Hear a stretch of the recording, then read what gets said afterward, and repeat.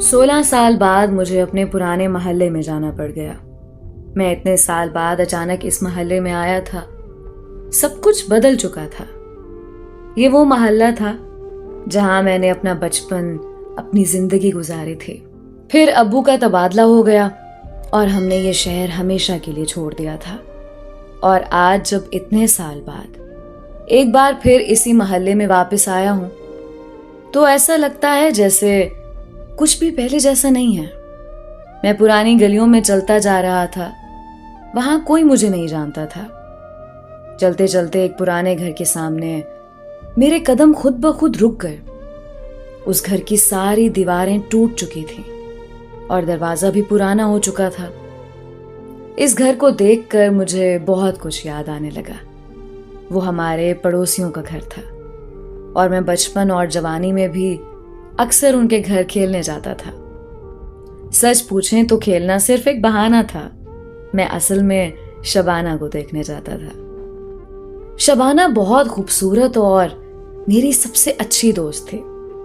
दोस्त वो सिर्फ बचपन तक थी। जब मैं कुछ बड़ा हुआ तो मुझे उससे प्यार होने लगा था। वो भी मुझसे बहुत प्यार करती थी। फिर हम लोग हमेशा के लिए ये मोहल्ला छोड़कर चले गए थे और शबाना यहीं रह गई। शबाना की एक बहुत अच्छी दादी भी थी जो मुझे बेटे की तरह प्यार करती थी और मैं भी उन्हें अपनी सगी दादी की तरह समझता था। मगर अब तो कुछ भी नहीं रहा था। शायद उसकी शादी हो गई हो और अब तो उसके बच्चे भी हो चुके हों। इतने साल जो गुजर चुके थे। और उसकी दादी तो अब यकीनन फौत हो चुकी होंगी, क्योंकि वो तो उस वक्त बहुत बूढ़ी और कमजोर थी और अब तो इतने साल गुजर गए।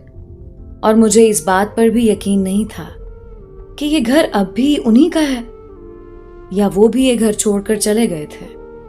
फिर भी बेख्तियार मैंने दरवाजा खटखटाया। थोड़ी देर बाद दरवाजा खुला और जिसने दरवाजा खोला था उसे देखकर मेरी सांस गले में अटकने लगी। मैं सदमे और हैरत से उसे देखे जा रहा था। वो शबाना थी, बिल्कुल वैसी शबाना जैसे मैं उसे छोड़कर गया था। वो बिल्कुल नहीं बदली, ना उसका चेहरा, ना उसका रंग और ना ही उस पर वक्त गुजरने का कोई असर हुआ था।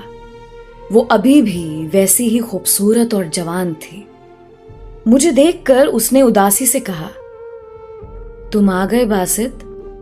मैं इतने सालों से तुम्हारा इंतजार कर रही थी। तुम यूं बिना बताए चले गए थे। ऐसे भी कोई जाता है क्या? मैंने उसकी बात सुनकर कुछ शर्मिंदगी से सर झुका लिया और माजरत करते हुए बोला, आई एम सॉरी शबाना। उस वक्त हालात ही कुछ ऐसे थे और यही वक्त का फैसला था कि हम दोनों जुदा हो जाते। मेरी बात सुनकर उसने अपनी आंखें साफ की और बोली, चलो अभी यहीं खड़े रहोगे या अंदर भी आओगे? शबाना की बात पर मैं अंदर उनके घर में चला गया। उनका पुराना घर बिल्कुल वैसे था जैसे 16 साल पहले था। कुछ भी नहीं बदला था। मैं अंदर जाते हुए घर का जायजा भी लेता जा रहा था। फिर चलते चलते मैं अचानक ठिठक कर रुक गया। मेरी जो सामने नजर पड़ी तो मैं शॉक्ड हो गया। सामने एक चारपाई पर शबाना की दादी बैठी थी। मैं उसकी दादी को जिंदा देखकर हैरान था। इतने साल बाद ना सिर्फ वो जिंदा थी बल्कि वैसी की वैसी सेहतमंद थी। मैं आंखें फाड़े उन्हें देखे जा रहा था। ऐसा कैसे मुमकिन था?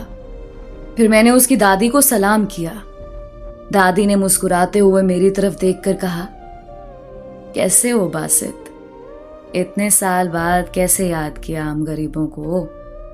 मैं दादी की बात सुनकर मजीद हैरान हो गया।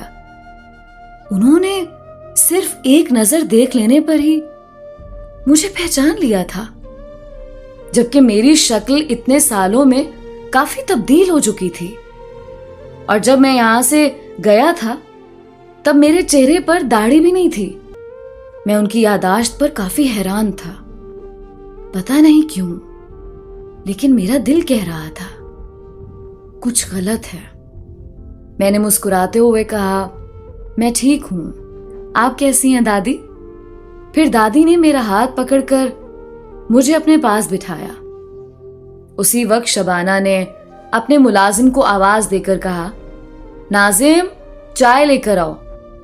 मैं शबाना की बात सुनकर एक हैरत में डूब गया।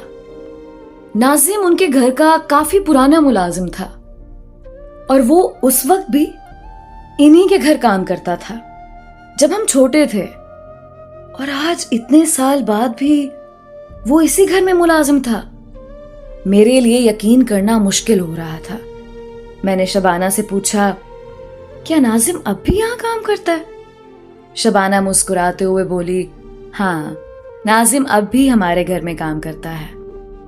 सब कुछ वही है जैसे तुम छोड़ कर गए थे, बस तुम ही बदल गए हो, शबाना ने शिकवा किया और मैं उसके शिकवे पर मजीद शर्मिंदा हो गया।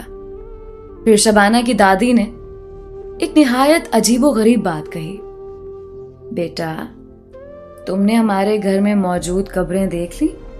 मैं उनकी बात सुनकर बुरी तरह उलझ गया और मैंने हैरानगी से शबाना की तरफ देखकर पूछा, ये दादी किन कब्रों की बात कर रही हैं और घर में किसकी कब्रें हैं? शबाना ने मेरी बात का जवाब देने की बजाय अपनी दादी को टोकते हुए कहा, क्या दादी, आप भी हर मेहमान के सामने कब्रों का जिक्र लेकर बैठ जाती हैं? इस बेचारे को चाय तो पीने दो। दादी ने कुछ शर्मिंदगी से मेरी तरफ देखकर कहा, अच्छा बेटा, तुम चाय पी लो, फिर बात करेंगे। लेकिन मैं बुरी तरह उलझ चुका था। आखिर क्या था जो मेरी समझ में नहीं आ रहा था?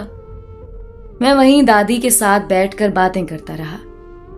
दादी ने शिकवा करते हुए कहा, तुम इतने बड़े आदमी बन गए, दोबारा इस मोहल्ले में ही नहीं आए। हम तुम्हारा इंतजार करते रहे।